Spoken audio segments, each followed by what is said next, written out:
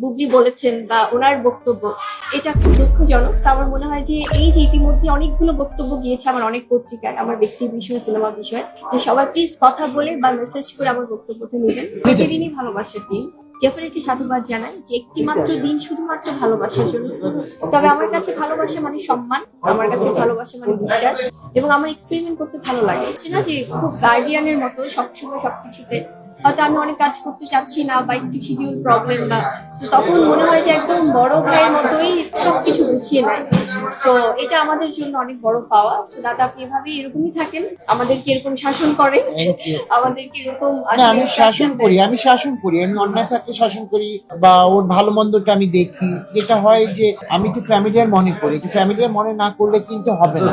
আমাদেরকে ফ্যামিলি মতোই হতে হবে। এই যে আপনারাও তো আমাদের ফ্যামিলির একজন। তো সবকিছু বিচার করেই আসলে মার্কিং করা হয়েছে এবং খুব স্বচ্ছ বিচার করা হয়েছে। আমার মনে হয় সবাই আমরা যারা ছিলাম বিচারকদের জায়গায় এবং যারা অর্গানাইজার ছিলেন তারাও অনেক বেশি কোঅপারেটিভ ছিলেন। তো সবকিছু মিলিয়ে আমার মনে হয় যে খুব সুন্দরভাবে বিচার কার্য সম্পন্ন করা হয়েছে।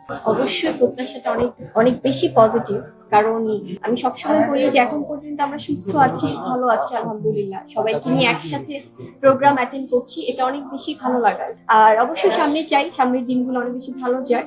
আর যে কোনো কিছু আমি একটু, আমার সাংবাদিক ভাই বোনেরা যেহেতু আছেন, রিসেন্টলি অনেক বিষয়ে আমার বক্তব্য দিয়ে অনেক অনেক পত্রিকাতে আসলে দেওয়া হচ্ছে যে